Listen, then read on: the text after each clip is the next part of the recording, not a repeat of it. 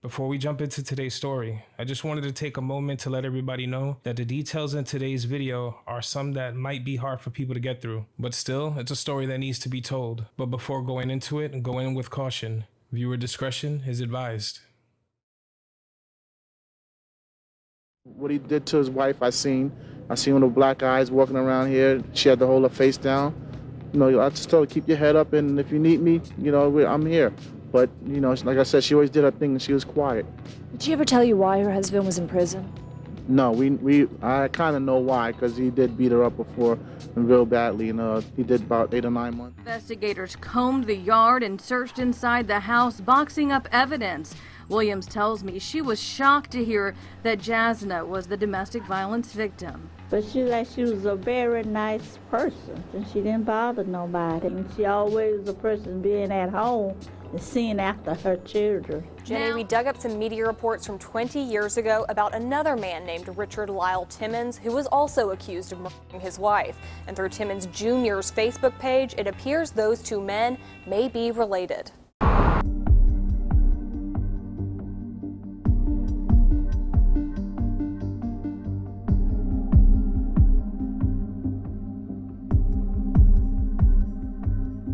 About 8 or 9 months, came back out. Somehow she took him in. Maybe she was scared for her and her family, and any little thing would take him off, and this time he took it all away. Annita Stewart was 33 years old and resided in Queens, New York. She resided there with her 2 children, 7-year-old Aaron and 13-year-old Sharon. Aaron attended PS 76 in Queens, while his brother Sharon attended IS 204, where he was just in the 8th grade. Both children were very active and happy. Sharon loved to play basketball. He loved school and had a perfect attendance record. Anita was described by family and loved ones as a woman who was always in good spirits. For 10 years, she would work at NYU Medical Center in Manhattan. Part of her job at the hospital was her comforting some of the elderly women who were there to get surgery. The rest of her day at work was spent at her desk, where she was a receptionist in the radiology department. And here, she made friends instantly with other workers. People who stated she was always a cheerful person. When it came to her as a mother, it was the job she took the most serious. If she ever worked any overtime, she made sure to spend that money on her children. There were many occasions where Anita would bring her son Aaron to work with her, normally on Saturdays, and when she did, you could see that their mother-son bond was a strong one.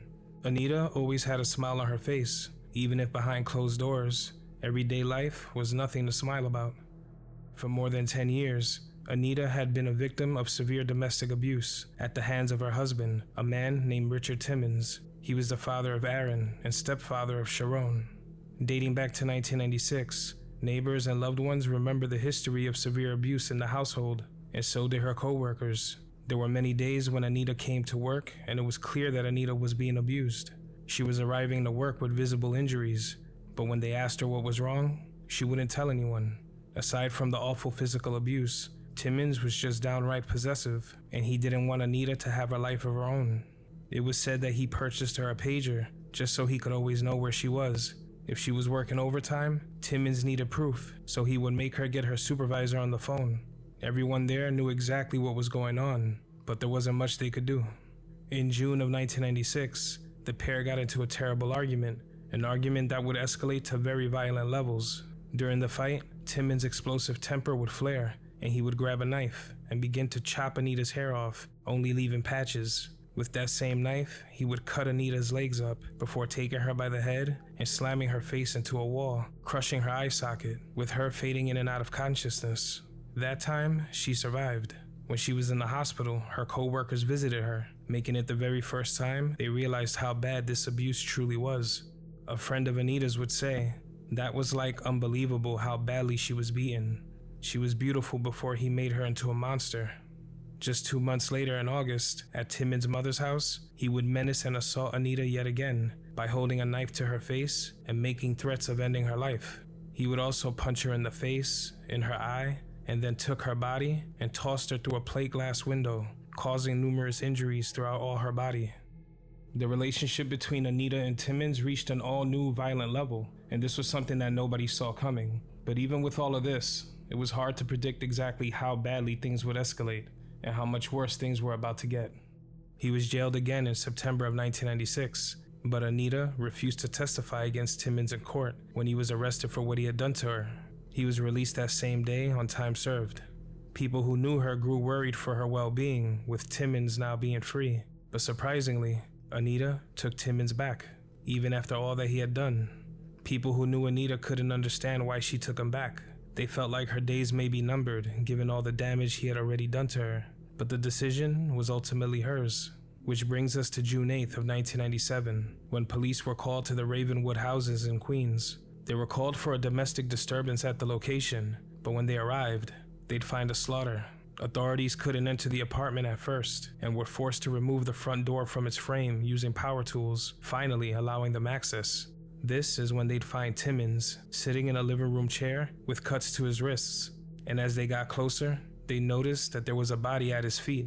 According to sources, Timmons and Anita got into a huge argument when he would begin accusing her of dating someone new. He felt like Anita belonged to him and him only. He lost it, and in this fit of rage and jealousy, the only thing he was sure of was that he wanted to truly hurt Anita. He would take a knife and a hatchet and begin to brutally attack Anita, Aaron, and Sharon. He would begin to viciously hack away at each of them, one by one, stabbing Anita to death, and then cutting her head off with the hatchet. He would then grab the children in the home and begin doing the same thing to them, chopping away at their bodies. During the carnage, he also decapitated 7-year-old Aaron. He would then grab Sharon and took his life too. He attempted to remove his head as well, but was unsuccessful. Timmons would leave Anita's head on her bed on top of a pillow, and then slit his own wrists, hoping to end his own life. According to reports, it was said that Timmons was under the influence of cocaine, PCP, heroin, alcohol, and crack.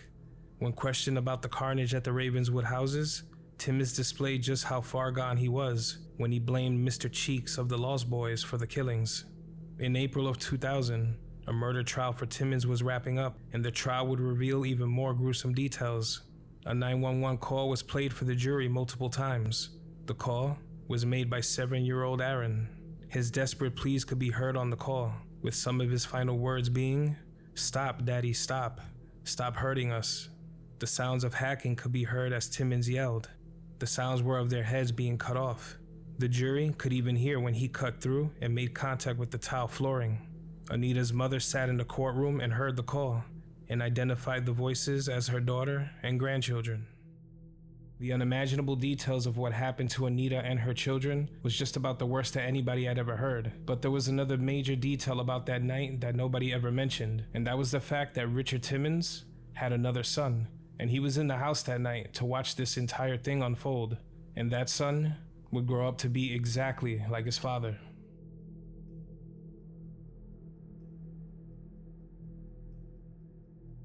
Jaz-na Outlaw was born on April 28, 1983, and resided in Augusta, Georgia. Jaz-na was described by friends as a woman with a truly beautiful personality, a beautiful smile that nobody could forget, known to always have her heart in the right place. She was a mother to 2 young children she loved very much, and she always wanted to do the best for them every chance she could. But Jaz-na, aka Jazzy, much like Annita Stewart, also suffered from a decade of severe abuse at the hands of her husband, Richard Timmons Jr., with whom she shared 2 children. According to sources, Timmons Jr. long suffered from mental illness, including bipolar disorder, depression, and PTSD. His personality would often become very dark, and the holidays were even darker. This was due to the fact that Timmons never had any of his immediate family to grow up with. He witnessed his father brutally murder and decapitate his stepmother and his brothers. Apparently, the trauma that this event caused was never addressed, because it reached a point where he was refusing to take his bipolar meds he was prescribed, and he also stopped seeing his psychiatrist, with the last time he went to a session being in 2016. Richard, over the years, much like his father, had become increasingly violent with Jaz-na, putting her through more than a decade of abuse, just like Anita. In that decade before tragedy struck, records show at least 5 calls to 911, all for domestic battery. There was even one occasion in 2008 where Timmons Jr. would text Jaz-na during a fight, and he said, "I'm on my way, enough with this bullshit. I got something for you. Get ready, since you ain't afraid to die." On top of this, court documents show that there was an endless list of emotional, verbal, and physical abuse that he'd inflict on Jaz-na. Having grown tired of being treated this way, she knew she wanted better for herself and her children. But as we often see in cases like these, Jaz-na would find it very hard to leave. Not because she didn't want to, but because these types of possessive people often tend to go to violent extremes when it's clear that they're losing their power over someone, and Timmons Jr. had the worst in mind.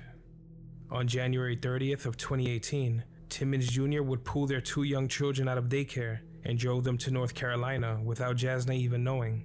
This was the last straw for Jaz-na, who wanted to protect her family. So 2 days later, she filed for divorce. She wanted no part of this anymore.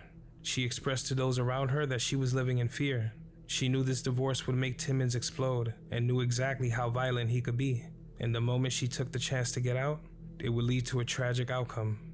On February 9th of 2018, Jaz-na would go to work at the War Veterans Nursing Home in Augusta, Georgia, where she was a nurse. She had plenty of friends at the hospital and never brought any trouble to her work. She followed her usual routine, but this time, at around 11 a.m., Timmons was there, waiting in the parking lot in his vehicle, a white Chevrolet Traverse with Georgia tags. Jaz-na was opening the back of her vehicle when she saw Timmons, and she knew exactly what he was there for. Knowing her life was in danger, she exchanged a few words with him and tried to run away, but Timmons would chase her down while holding a gun in his hand. He pointed the gun at Jaz-na and took a shot, striking her in her hip, sending her falling to the ground. Timmons would walk over to her as she struggled. He would step over her body, take aim, and shoot her one more time, right in the head, killing her instantly. And the entire thing was captured on surveillance video. He then jumped back in his car and fled the scene. He was captured 6 days later on February 15th of 2018. Timmons Jr.'s trial would be very similar to that of his father, and he was sentenced to life without the possibility of parole. The similarities between the lives of these 2 young women is something that cannot be ignored. 2 women who spent their time helping others while needing all the help they could get, both wanting the best for their children and losing their lives in the process as they try to leave the violent men in their lives. If anyone watching or listening to this finds themselves in a similar situation, if some of these red flags have shown in your relationship, try everything you can to get out now. Take every opportunity you can to get away. I know that leaving may not be possible for everyone, depending on life, finances, children in the picture. Some try with all their might to get away, and they still meet a tragic fate. But at the end of the day, no woman should ever have to live this way. The fault lies in the hands of the men in their lives, people who never got the help they needed, people who were hell-bent on making them suffer. And when it's that severe, you can't ever underestimate the persistence of an abuser. When they have nothing to lose, nobody involved is safe. Rest in peace to Annita Stewart and Jaz-na Outlaw, and my heart goes out to both of their families and loved ones. You aren't forgotten.